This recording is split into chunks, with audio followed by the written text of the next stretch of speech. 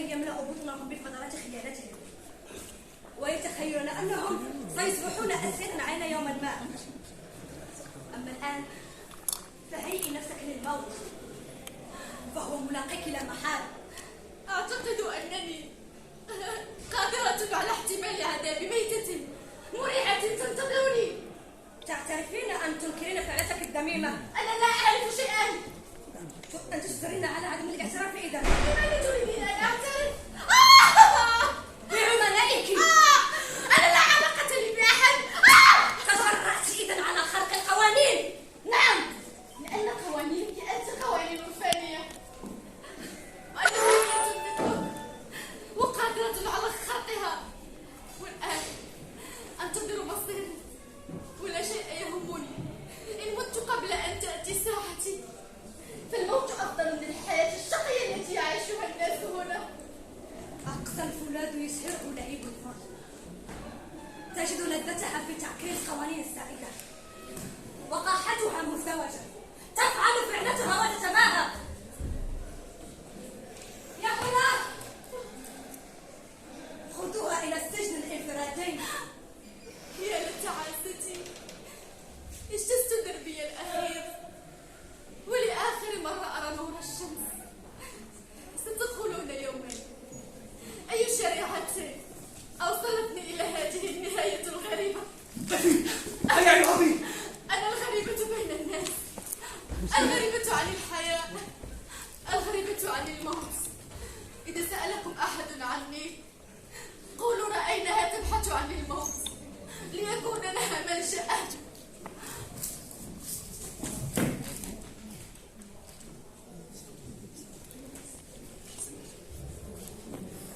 السلام عليكم. صباح الخير يا سيدي. صباح الخير يا سيدي ومولاي. أقسم بالله أنني لست الآخر. أعرف. فمن يوجد في مثل مقام هذا لابد له أن يعرف كل شيء. فهو هو وأنت أنت وأنا أنا. هو أنا؟ اجلس. أنا يا سيدي وديع كالحمل، صبور كالجمل، وبكاء كالتمساح، هو جميل كالصباح، قابل للمدح والبلع وحتى النبع، لا أحتج ولا أتأفه. هذا هو الإنسان الحق. ومثل الماء والهواء أنا، ليس لي طعم ولا شكل ولا رائحة، وأينما وضعتمونني آكل، وستجدونني دائما من الحامدين والشاكرين وتابعي التابعين ومن تبعهم في الخنوع إلى يوم الدين. ورحم الله عبدا قال آمين. المهم ألا تكون مبدعا مشاغبا. مبدع؟ أنا لا يهمني الإبداع في أي شيء. أنا رجل واقعي جدا ولا أريد أن أكون على الهامش. أنا أريد أن أكون معكم، فأنتم أهل الساعة وكلكم بحمد الله عقارب. عقارب الساعة يا سيدي. أنت حقا فنان. فنان؟ ما أنا إلا طفيلي محترف. ونحن لا نحب إلا الطفيليين، فهم وحدهم يعرفون الوقت ويقدرون أسياد الوقت، ولا يهمهم سوى ما في بطونهم، ويتقنون الدوران كما تدور الأيام. هل تتقن الدوران؟ الدوران؟ الدوران يعني أتقنه وأحسنه، ويمكنك أن تختبره. أختبرك. الأيام بيننا أيها منسي. اسم المنسي يا سيدي، وأرجو أن لا أسقط سهوا وأكون نسيا منسيا. اطمئن. فمثلك لا يمكن أن يسقط بسهولة. فأنا لا يهمني سوى رضا الأبواب العالية، رضينا عنك وحنان الصدور العالية. صدرنا العالي يحن لكل المتطفلين، ويحن لكل المتسولين والشحاذين. وأصحاب الكراسي العالية هي لك، والأحسان النافذة لك أيضا. لكن أنت لم تجبني بعد. هل أنت حقا فنان؟ فنان؟ جاري فنان كبير يا مولاي، أما أنا فلا وحاشا وكلا. ولديك فرقة؟ فرقة مسرحية. أنا وحدي فرقة كاملة يا سيدي. ماذا قلت؟ أنا وحدي فرقة كاملة. كيف ذلك؟ كيف أقول لك؟ هل سمعت عن ذلك الرجل الأدمي الذي يطرق الباب ثم يرد أنا هو. أنا صانع الفرجة وموضوع الفرجة، وأنا وحدي متفرج على عبقريتي. جميل. والأجمل في هذه المسرحية أنها ليست مسرحيتي. ماذا قلت؟ قلت يا سيدي أن الأجمل في هذه المسرحية أنها ليست مسرحيتي. ليست مسرحيته، ليست مسرحيته. إذا يمكن أن نسميها مثلا مسرحية. مسرحية، نعم يا مولانا، والتوليف أحسن من التأليف، أليس كذلك؟ وهو كذلك. وأن تحسب على المسرحيين الناجحين خير لك من أن تحسب على المسرحيين الناجحين.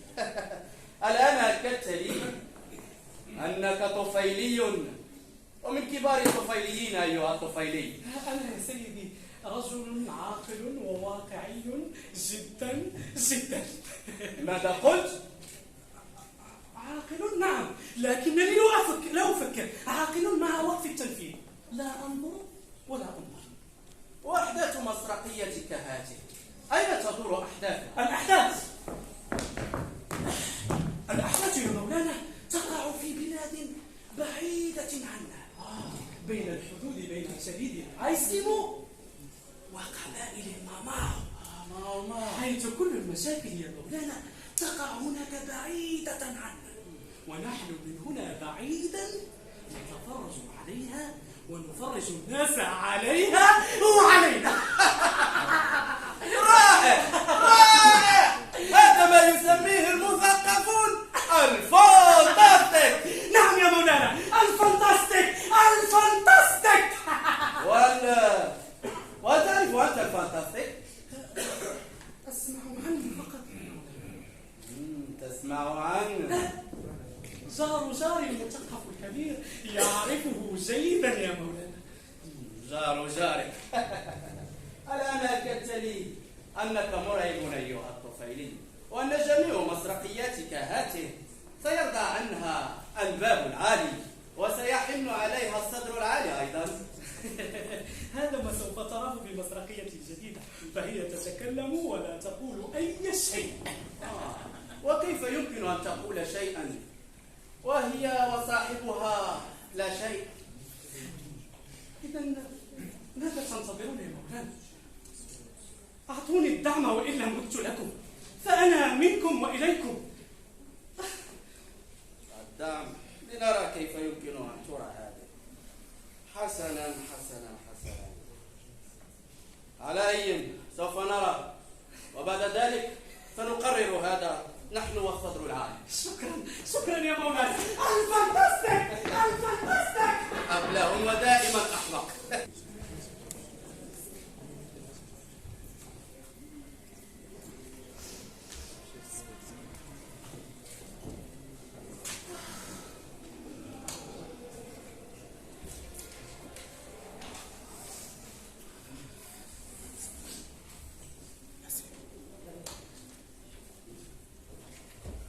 لم يعد في الأرض مكان يغمره الظلام.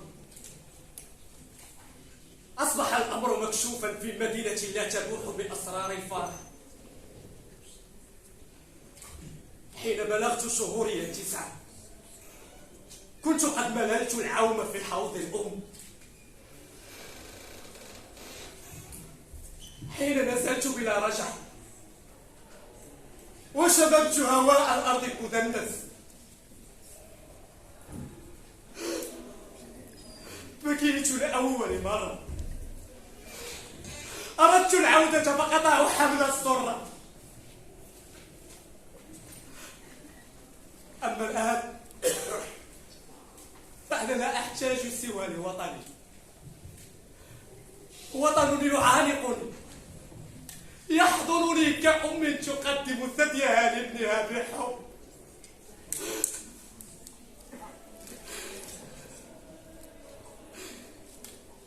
مرحبا خير. أعتقد أنك قد ارتحت اعترافك لنغرق ملف القدير. أنا لم أفعل شيئا ولم أقترف أي جرم أعاقب عليه. بل لقد ارتكبت أشع الجرائم. أنت متهم بجريمة الكتابة ونشر الحقائق. ومتى كانت الكتابة جرما يعاقب عليه؟ منذ أن تسلطت عليها أنت. ما دام عليك عقلك الذي أصابه الحمق. تريد أن تجعل منا وحوكة الزمن؟ لا تحاول تبرئة نفسك، فجميع التهم ثابتة عليك. أنا لا أنكر ذلك. أعترف أنني كنت كاتبا ولا زلت كذلك.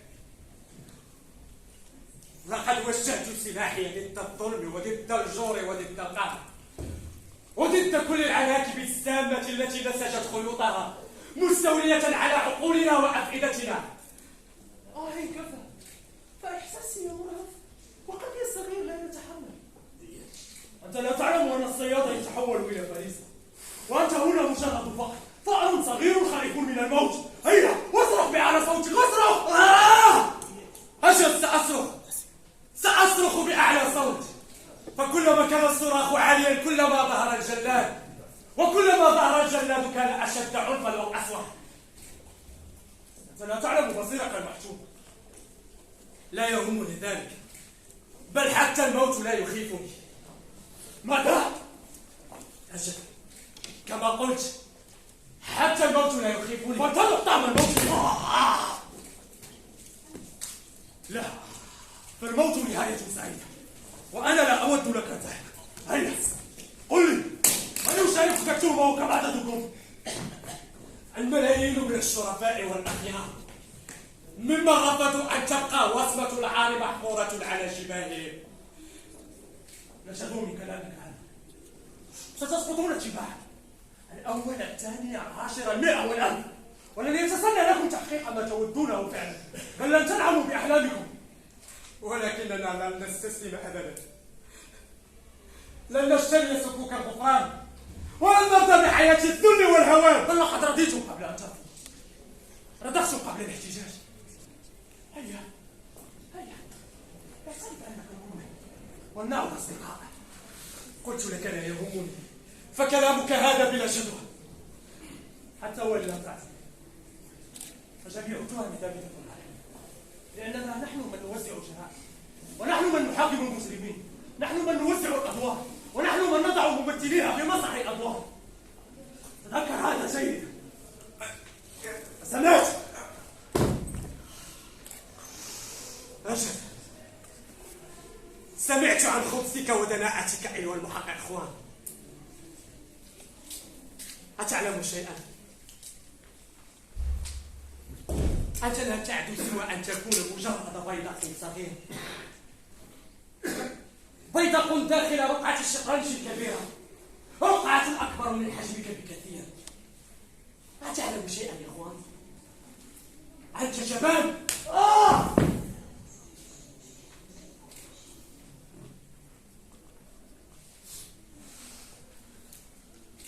لست سوى معادلة صغيرة معادلة.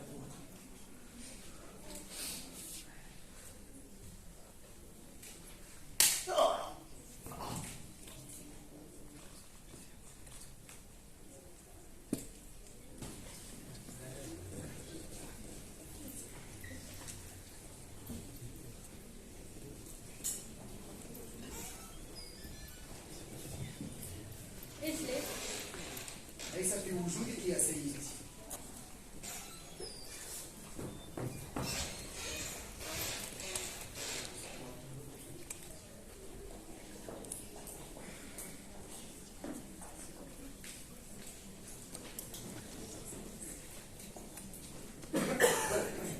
سيدتي، ماذا لو دخل علينا أحد؟ أنا خادم وأنت؟ ماذا؟ سيدتي، حان وقت النوم. أتريد أن تقبل يدي؟ قبل يدي.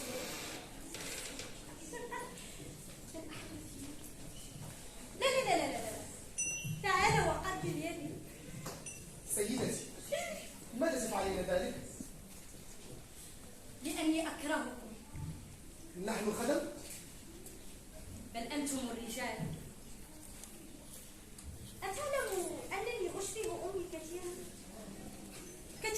كانت جميلة الأم لم تكن تؤمن بالزواج ولا تريد أن تصبح أمي. نشأت وسط نظرية المساواة بين الرجل والمرأة وحقوق المرأة، ولهذا بكل جدية قررت أن لا تتزوج أبدا. وهكذا حينما عرض عليها أبي الزواج رفضت، ورغم ذلك تزوجته بسبب المجتمع. فجئت أنا إلى هذا الوجود ضد رغبة أمي.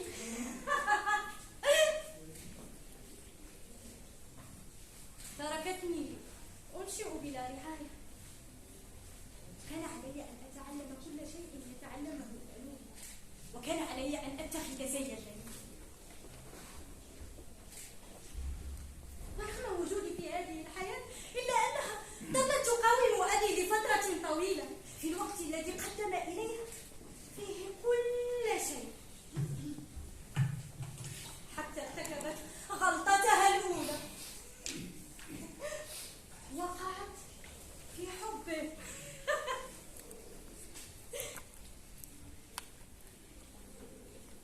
فتحولت حياتنا إلى صراع مستمر للسلطة، وضحت أنا بينهما. لم أجد لي مكان أنتمي إليه، كنت وحيدة حتى اندلع الحريق العظيم.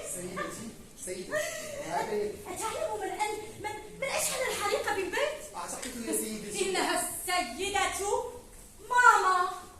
هل أمك أشعلت النار بالمنزل؟ كان ذلك انتقامها من أبي لأنه جعل نفسه سيدا على بيته. فتعلمت منها أنا كره الرجال، وجعلتني أقسم أن لا أقع في الحب أبدا. يا سيدتي هل كنت تحبين من قبل؟ لماذا؟ لكي يراني من خلال عيني وأتحمل ردود أفعاله المحبطة، وأجدني واحدة لا تعلم من هي وما دوري في هذه الحياة. لم أخلق لكي أعد.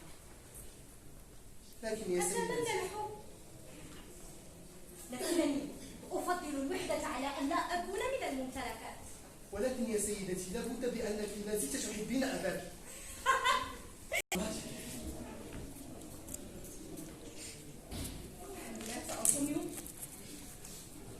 قلت هذا قتلت مولاتك أيها العبد الخسيس، فإن قلت عكس ذلك كافأتك بالذهب ومننت عليك بيدي هذه التي فيها أزرق دم على وجه الأرض لتقبلها، يدي هذه التي لثمتها الملوك وهي ترتعش.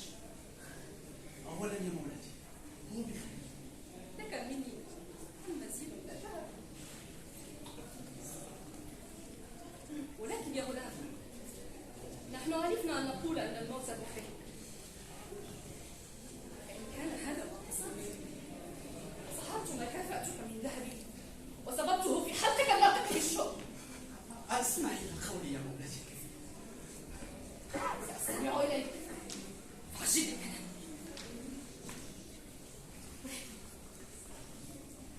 لا أرى في وجهك خيرا. كان أنطونيو حقا حرا طليقا وبصحة وعافية، فمثل هذه المرارة البالية على وجهك لأسوأ بشير بهذه الأخبار السعيدة. أتوسل إليك أن تسمعي إلى ما أقول يا مولاتي. النبي رغبة أن أنصحك قبل أن تفتح فمك.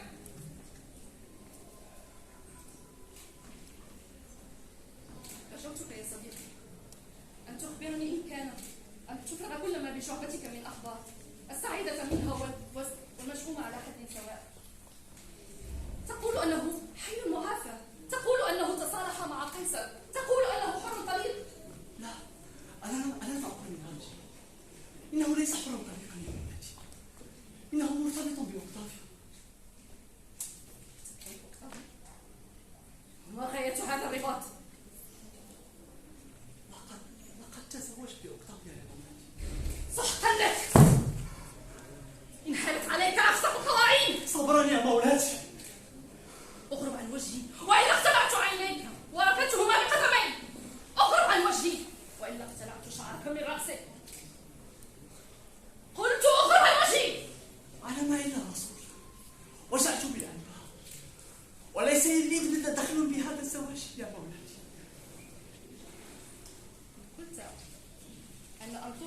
ليس بمرتبط، وأنكرت كل ما تقدم. أجددت لك العطاء، والضربة التي تلقيتها مني إن هي جزاؤك على إغضابي. لقد تزوج يا مولاتي. اغرب عن وجهي قلت! لقد طالت حياته ويجب أن تقتل. أنا لم أجن يا مولاتي. لأعود حمل هذه المعاملة يا مولاتي. سأنصرف.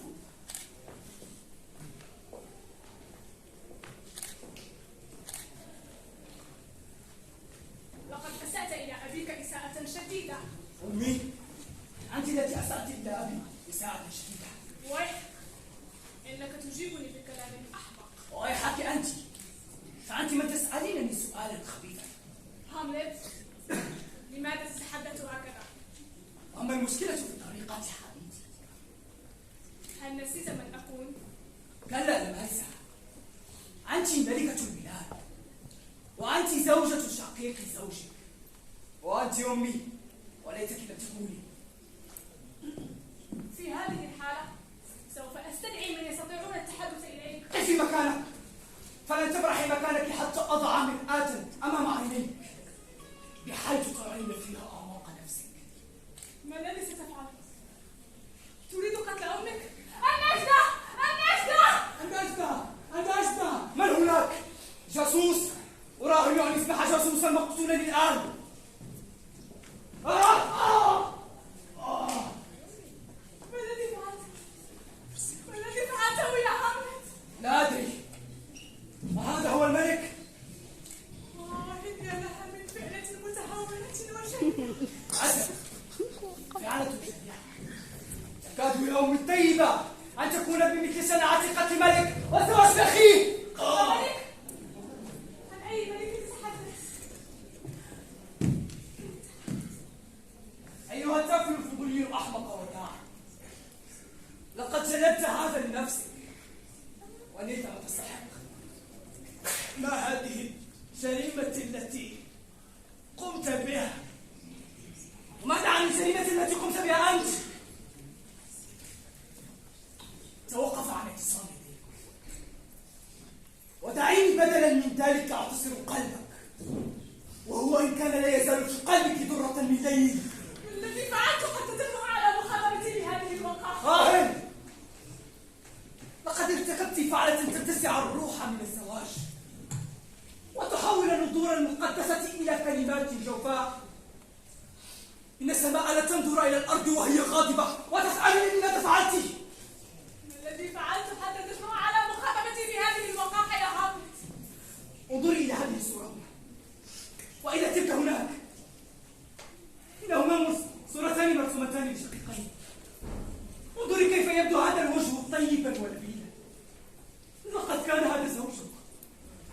والآن انظري إلى هذه الصورة هنا، هذا هو زوجك الحالي. لديك عينين تبصران. يا هاملت، توقف. إن كلماتك تجعلني أنظر إلى أعماق روحي. رأيت علامات الدم عميقة وحالكة السواد لدرجة تجعل زوالها مستحيلا مهما حصل. انظر إلى أمك في حالتكم، فتترك روحها تعاني من الخيالات المرعبة.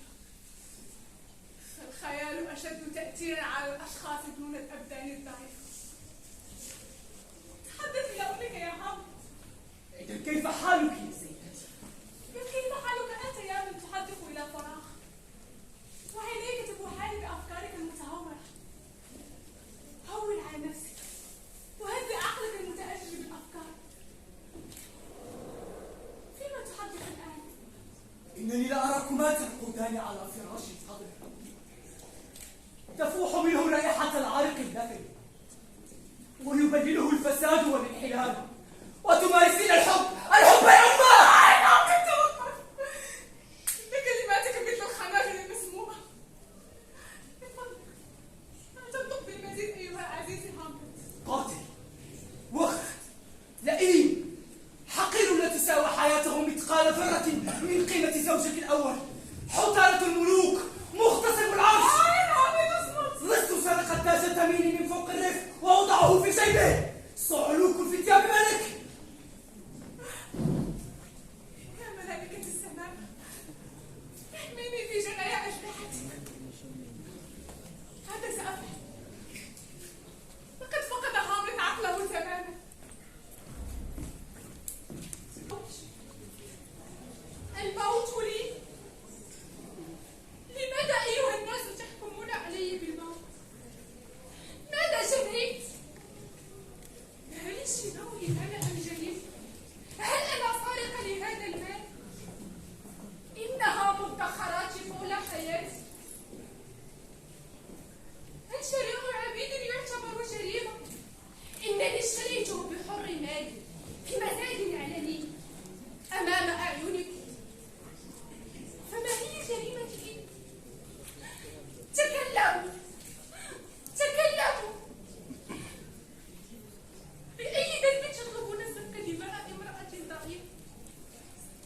أنشرت شيئا في مزاد ودمي أمام أعيني، ورفع لي الفساد علنا أمام الجميع. ألست مواطنة ولدي حقوق؟ أهذا يستحق موتي؟ ليس الدم دمي، إن كان السلطان العظيم إن هو إلا عبد رقيق عرفتم أنتم للبيت، وها أنا قد اشتريت. يا للاو، إن البشر يقتل والجلاد قد تلقى الأمر بضرب رقبته عند أذان الفجر. لا شك أنه في طريقه إلى المسجد. لقد حانت ساعتي ولا أريد الموت، ولا أريد الموت.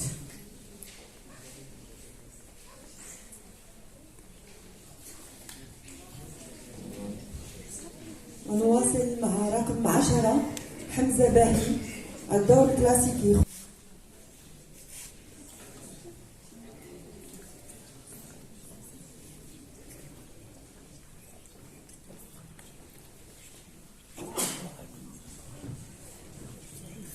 هل أنت قادمة من العين؟ أجل، ذهبت لإحضار الماء المناشف أشربه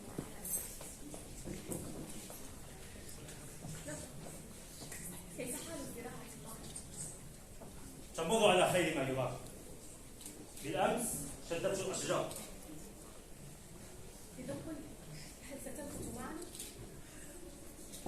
علي أن أعلن بالبهائم، إنها للمال كما تعلمين.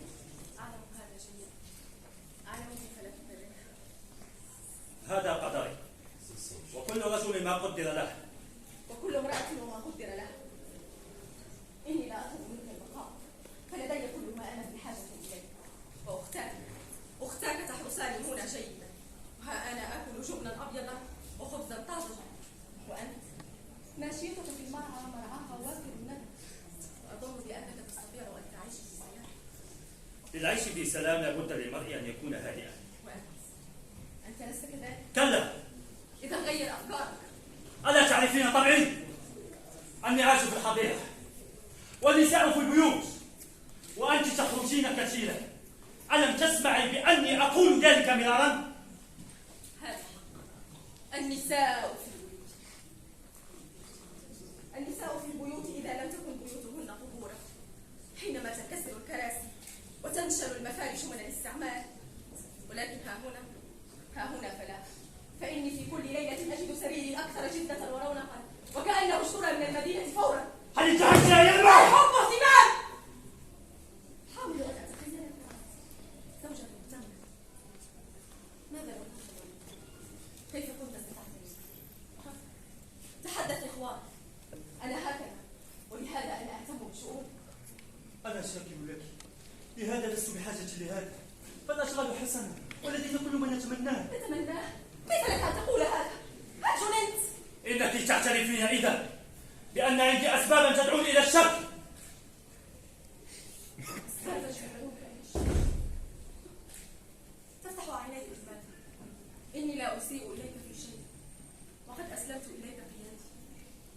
كل يوم يمضي يزداد سوءا، ومع ذلك فإنني أستطيع تحمل عذابي معك. لا أفهم ما تقولين، إني لا أحرمك من شيء. صحيح أن في عيوبا، لكني أريد أن أعيش معك في سلام، وأود أن أطمئن وأنا في غيبتي بأنك تنامين في بيتك بهدوء. ولكنني لا أنام، أنا لا أنام. هل ينقصك شيء؟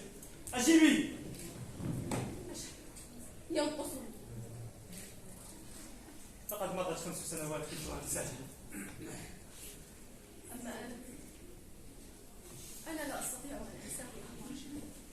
كيف لك أن تقول هذا؟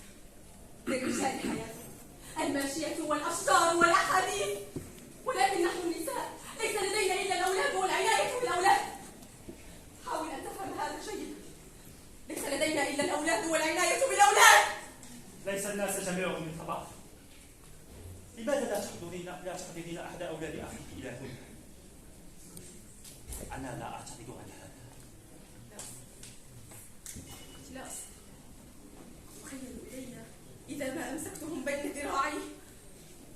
وكأن يداي ستتجمدان. أنت لا تفكرين في شيء سوى هذه الفكرة التي ستوصلك إلى حافة الجنون. ألا تلاحظين يا إيرما بأنك تركبين رأسك وتعنبين عنب الصخرة؟ من العار أن أكون صخرة، بينما كان ينبغي أن أكون سلة من الأزهار ملونة. هل تذكر يا إخوان؟ هل تذكر أول زواجنا؟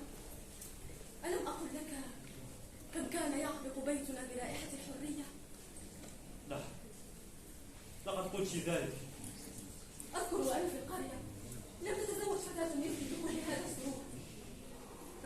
أرجوك أنا لا أريد أن يشير إلي الناس بأصابعهم. التحدث مع الناس ليس خطيئة يا إخوان. لكن يمكن أن يكون للناس كذلك. الناس لا تكرر على مسامع ما يقوله الناس. إنني أؤمن بأن كثرة الأمطار تؤدي إلى تفتيت الأحجار. طيب هوني عليك يا إيرما وتذكري بأنك امرأة تتزوج وأن للأسر والشرف عبء. فالناس لن أراه كريم، لن أرى أطفال الأعز، لن أراه ثانية، لن أرى أطفال الأعزاء، وأفقدهم إلى الأبد. إنه الآن يخط الخطاب ويقرأ ما فيه.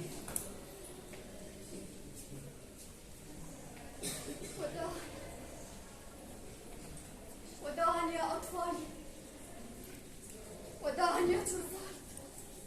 نورا، أتعرفين ما في هذا الخطاب؟ نعم أعرف. دعني أذهب، دعني أخرج. إلى أين؟ لن تنقذني يا طرفات. صحيح؟ أصحيح ما تراه عيناي في هذا الخطاب؟ لا، مستحيل أن يكون صحيحا. بل هو الحقيقة.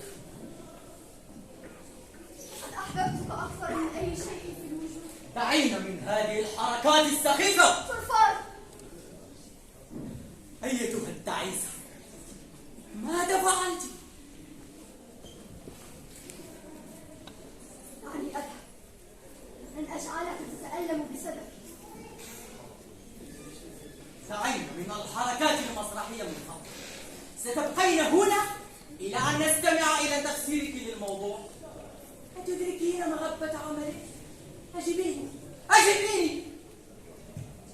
بدأت الآن أدرك الحقيقة. يا لها من صحوة مفجعة. 8 سنوات وأنا أعقد عليها عملي في الحياة، فإذا بها منافقة كاذبة، بل وأسوأ من هذا مجرمة. يا للعار.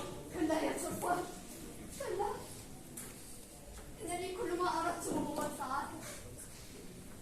وقد استردت المال من جرشطان حتى تسترجع صحتي، ولم أتفانى كل هذه السنوات في سداد الدين إليه. نورا، لقد حطمت سعادة ودمرت مستقبلي. ما أبشع المصير في قبضة ذلك المحتال. إنه قادر الآن على أن يفعل بما يشاء، وكل هذا بسبب امرأة طائشة. ستعود إليك حرية عندما أنزح من الطريق. ماذا يفيدني أن تنزاحي من الطريق؟ أليس قادرا على أن ينشر الفضيحة أمام الملأ؟ وإذ ذاك لن أسلم أنا من الاتهام بأنني كنت شريكا لك في جريمتك. ستدركين الآن ما أنزلت به؟ أتدري، لم يخطر ببالي أبدا عندما وصل خطاب قرشطان أنك سترجع إلى شيء، بل كنت متأكدة أنك ستقول له أدع القصة على الملأ ثم ماذا؟ ثم تتقدم أنت لتحمل عني وزر المسؤولية قائلا أنا المذنب. نورا، تعني أنني لا أستحق منك هذه التضحية؟ ما من رجل يضحي بشرفه من أجل المرأة الذي يحب. آلاف النساء أقدمن على التضحية. إنك تفكرين كطفلة لم يكتمل نموها بعد. أما أنت فلا كلامك ولا تفكيرك يتفقان مع الرجل الذي أحب. لا أكاد أتصور أنني في يقظة. المهم يجب علينا أن نصل إلى حل. يجب أن أراضيه مهما يكون الثمن. أما نحن فيجب علينا أن نحافظ على المظهر أمام الناس كأن لا شيئا لم يحدث. لست أبالي بما يقوله الناس يا سيدي، ولكنني أنا أبالي. صدق لي أنني أمضيت طوال تلك الأعوام الثمان مع رجل غريب، وأنني أنجبت منه 3 أطفال. رباه إن بدني يقشعر لمجرد التفكير في الأمر. اسمعيني جيدا، منذ الآن لن يكون جرينا وراء السعادة، بل في إنقاذ ما يمكن إنقاذه من الهدم، من الحطام، من المطر. لم تفهمني في حياتك يا طوفان.